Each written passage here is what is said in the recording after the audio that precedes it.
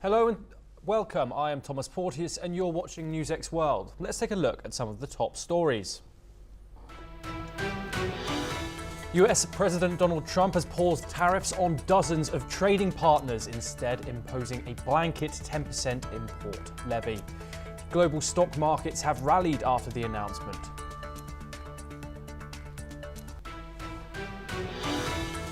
Meanwhile, China has urged the US to meet halfway after Trump introduced a huge 125 retaliatory on Chinese imports.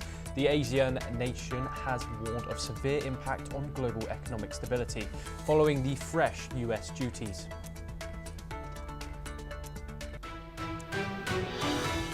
In response to the recent tariff action, ASEAN trade ministers have met, announcing there will be no retaliatory measures on the United States. China have said they are ready to work with ASEAN nations to enhance trade cooperation. US and Russian delegates have arrived in Istanbul for a meeting on strengthening diplomatic ties. US officials have previously stated that the Russia-Ukraine war and security will not, however, be on the agenda. Reported overnight strikes in Ukraine have injured at least a dozen people as the British Defence Secretary is set to host defence ministers from 30 countries in Brussels today. US President Donald Trump says that military action in Iran is absolutely possible if the countries can't agree on a nuclear deal. The leader also says that Israel will play a leading role in negotiations and any action taken.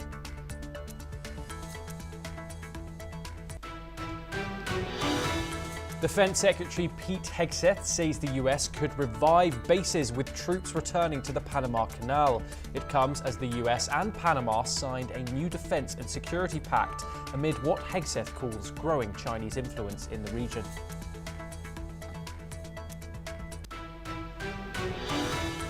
South Korean opposition leader Lee Jae-myung has entered the presidential race. Lee is the front-runner in some opinion polls, while the former head of the ruling party, Han Dong-hoon, has also declared his candidacy for the June 3rd election.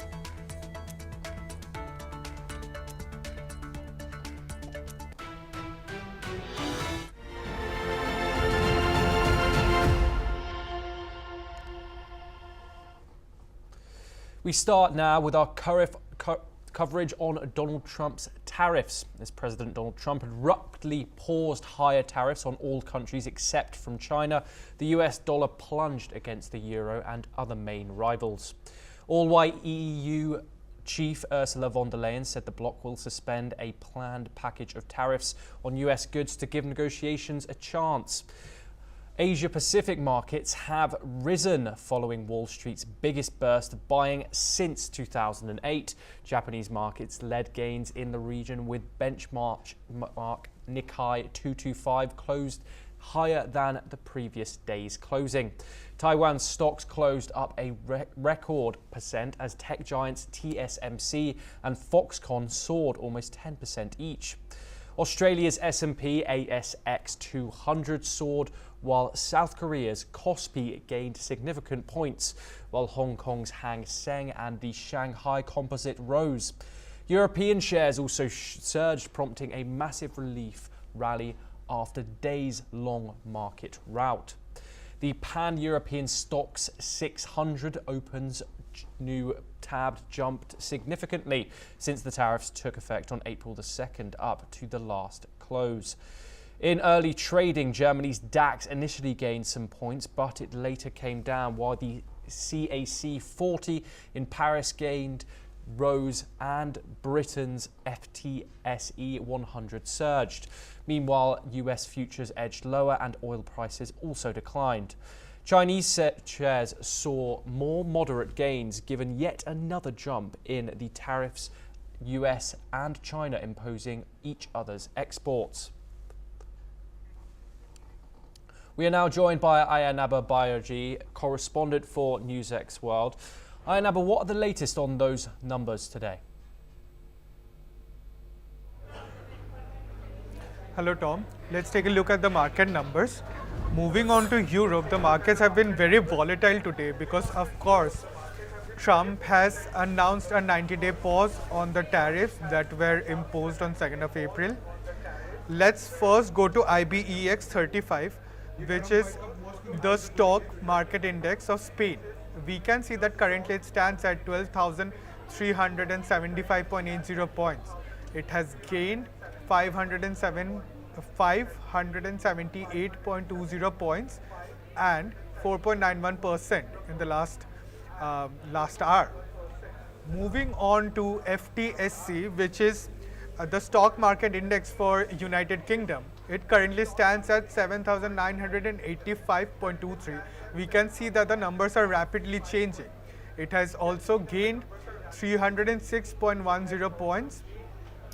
The numbers are constantly changing. Now it's showing that it has gained 305.93 points and 3.98%. The markets are volatile. European Union has declared that it won't be imposing retaliatory tariffs on America, and it has been affecting the numbers as well. Moving on to DAX, which is the stock exchange of Germany. It currently stands at 37.94 points. We can see that there has been a tiny dip in the market. Even though there is a dip, it has been able to gain 3.10 points, 8.90%.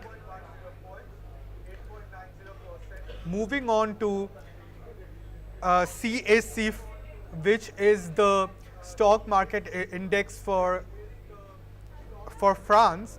It currently stands at 38.39 points. It is also showing a little bit of dip, but it has gained 1.86 points. It has gained 5.09%. The France Stock Exchange, Camden National Corporation, is showing a little dip. Now moving on to AEX index, which is basically the stock exchange for Amsterdam. It currently stands at 832.31 points. It has gained 35.86 points and 4.50%. So this is the numbers that we have coming from Europe. Over to you, Tom, in the studio. Thank you very much, Ayanaba. We are now joined by Gerard Al-Fil, Marketing Manager and China Expert, live from Dubai, joining us for this conversation. Gerard, great to speak to you as always.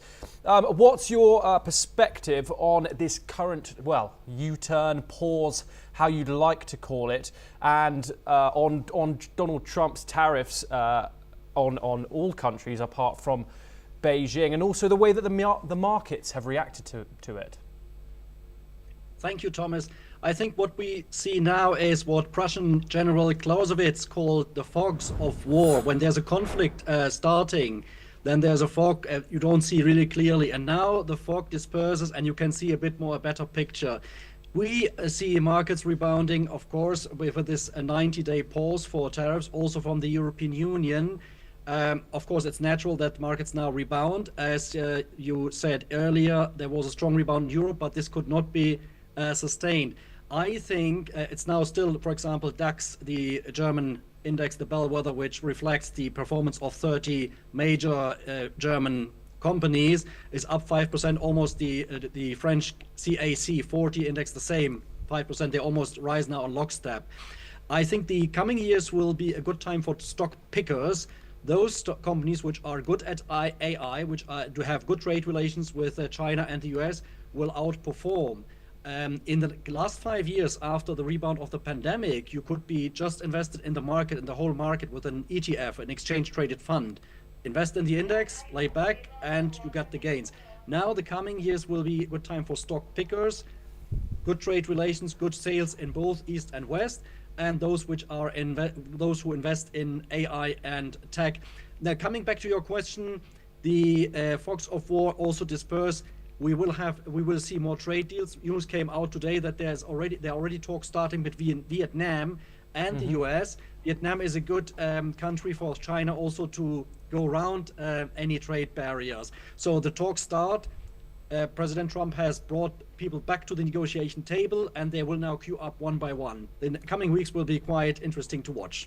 Gerard, we certainly come a long way from Donald Trump in the Rose Garden with his big board with all his countries on it. What do you make of both China's reaction with the imposition from the United States of the 125% tariffs on Chinese goods coming into the United States, and then 84% tariffs on United States goods moving into China? We obviously haven't seen a drop today on the Chinese stock exchange. What are your thoughts on the US and Washington and Beijing's correspondence with each other today?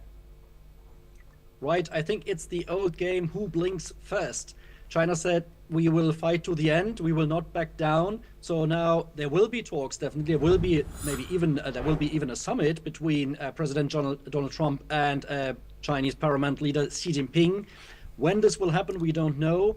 Definitely there is a more protest audible in the US from leaders, from corporate leaders who say we need China, we need to sell our Apple phones, our Boeing planes, and at such a big market with 1.4 billion people, you can't just write off. I read today in the FT that they prepare for divorce, China and the US. I don't think so. I think it's now really arm wrestling, and there will be tough talks in the coming months. It will also be a tough time for countries which have good trade relations, who need both countries, like Germany. Our new government is just under formation. The future Chancellor Friedrich Merz of the Conservatives, this will be his first baptism of fire in the coming weeks, how he deals with, how to balance with both sides. So divorce I don't see, but there will be tough talks, and it's the who blinks first game. Gerard, one final last question quickly. How has this turned out for Donald Trump? Because obviously when all these markets were going down, things weren't looking very good for the United States. Now, since he's announced this pause, is he kind of admitting that this tariff plan isn't going to work, or is this what he wanted all along? Now he sees a basic 10% levy throughout the world. I think it was a plan in a way, because Donald Trump is an expert, is the master of game theory, like doing the right move, like on a chessboard. He knew that the market reaction will be tough. The plummeting we saw on Monday. He knew that there will be protests from many sides, also even from his own team. And there's no re-election at stake, so he can at the moment do, in a way, he can do what he wants, because his vice president, J.D. Vance, obviously is warming up already to be his successor in 4 years, or in 3.5 years, if you want, for the next elections. But President Trump is in the driving seat. He attracted the whole attention to the world on the US, and that's what he wanted, and he has reached. Our former Chancellor Angela Merkel once said, after her chancellor, he said, Donald Trump is a tough discussion partner. When you're in the room, there's either a winner or a loser, but there's never a balance when you speak to Donald Trump. Gerard Alfil, thank you very much for joining us. We move on now to some more news updates. Trump has raised the tariffs on China to 125% from an earlier 104%. The latest salvo in an escalating standoff between the world's two largest economies. The heightened tariffs against China took effect at the same time Thursday, as retaliatory levies of 84% slapped on by Beijing on US imports. Foreign Ministry spokesman Lin Huan has stated that the US tariffs seriously damage the rules-based multilateral trading system and seriously impact the stability of the global economic order. China's Commerce Ministry also warned the tariffs risks severely impacting the global economy, but stressed that the door to dialogue is open. Commerce Ministry spokeswoman He Yong-kwan said that they hope the US will meet China halfway and properly resolve differences through dialogue and consultation. Let's take a listen to what the Chinese leaders have commented. 近期，美国以各种借口宣布对包括中国在内的所有贸易伙伴滥施关税，严重侵犯中方企业正当权益，严重冲击全球经济秩序稳定。中方对此强烈谴责，坚决反对。美方出于一己之私，将关税作为实施极限施压、谋取私利的武器，严重侵犯各国的正当权益，严重违反世界贸易组织的规则，严重损害以规则为基础的多边贸易体制，严重冲击全球经济秩序稳定。这是公然冒天下之大不韪，与整个世界作对。As Beijing weighs the costs of further escalation, reports claim that its top leadership is meeting Thursday to hash out plans for additional stimulus to boost its fragile economy, which was already ailing before the trade war. Trump has predicted that trade deals will be made with all countries, including China, has for now refused to roll back retaliatory tariffs on US goods. Let's take a look at what he said. Would you consider talking or meeting with Xi Jinping? Oh, sure.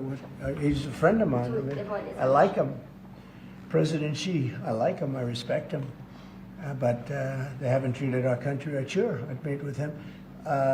On the other countries, we have Japan is here, and South Korea is here, and others are here, and we're trying to see them. It's, from what I hear, it's much more than 75. I said 75 plus. So many. It's everybody wants to make a deal, actually.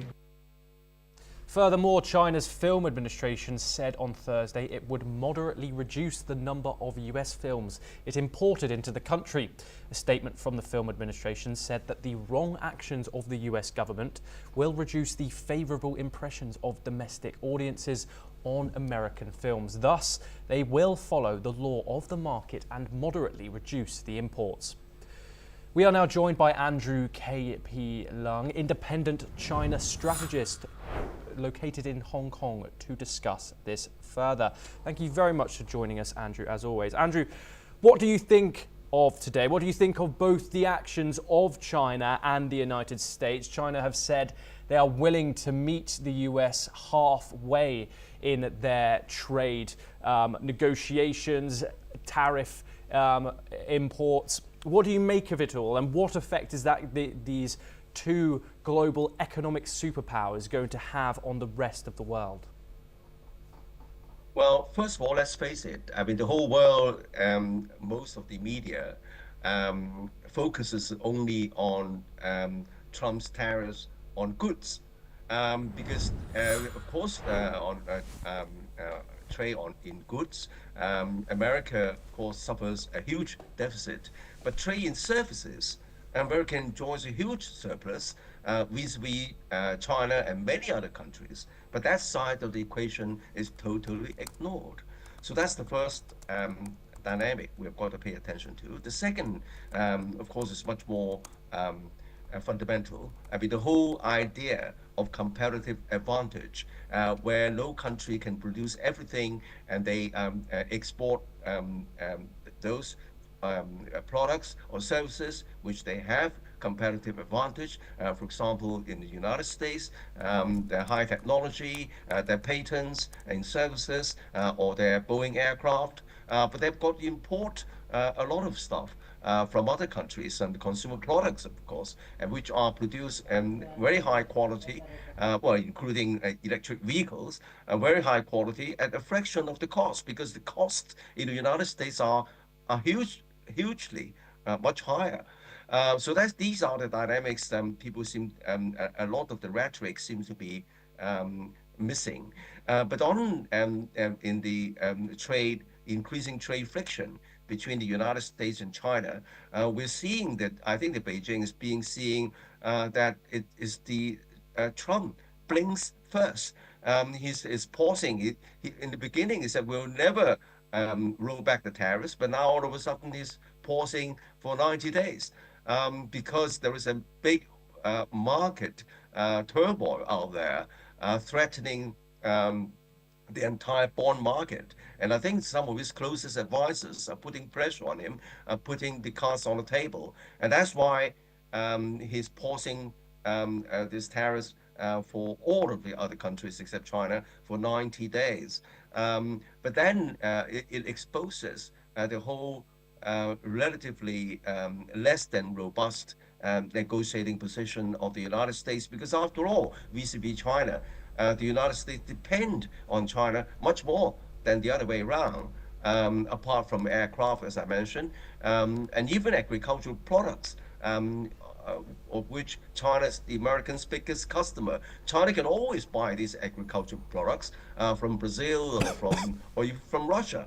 So I think that in fact, if you look at numbers, the American market accounted for something like 9% of China's total export market to the entire world back in 2018.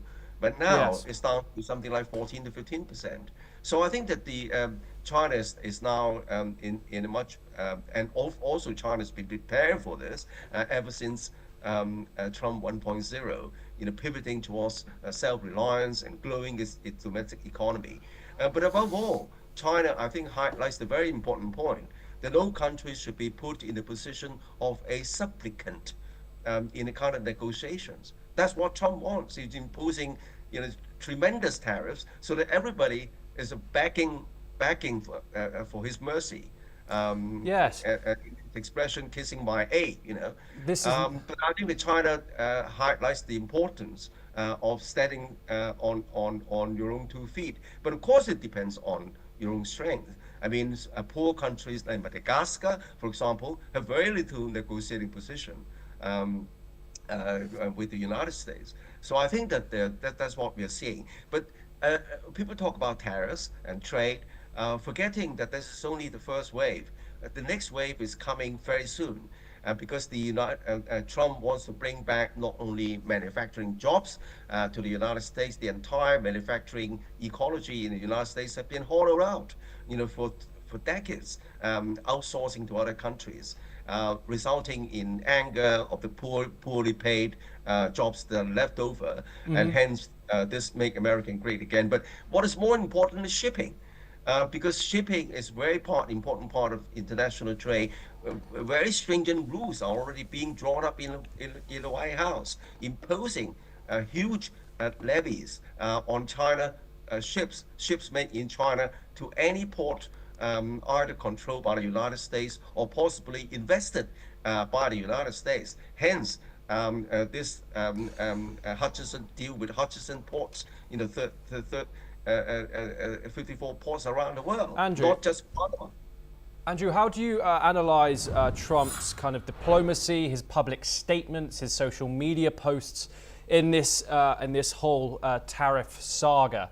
Obviously, President Xi Jinping is quite reserved in the way when he speaks. How do you think that the difference between the Trump administration and the Xi administration will fees up against each other in these ongoing negotiations? We know Trump wants to make a deal, or at least he says that China wants to make a deal in this. Is this back and forth going to continue? Are these two very different sides going to be able to work together moving forward? Well, both are very strong countries. I mean, the United States, after all, is still the largest economy in the world. Its military outreach, global military power is unrivaled. It's also blessed with a lot of resources and guarded by two oceans on both sides of the United States. And then hence its pivot to the Western Hemisphere, talking about Greenland, Canada, Panama Canal, Mexico, and with an eye to the natural resources or minerals in Greenland and Canada, that would really make America much stronger, if not great again.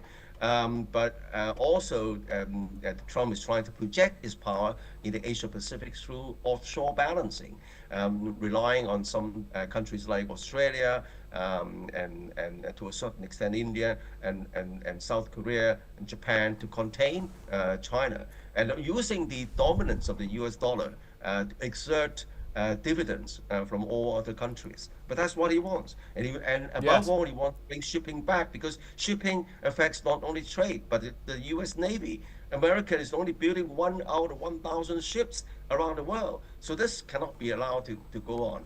And brings me to how this problem could be resolved.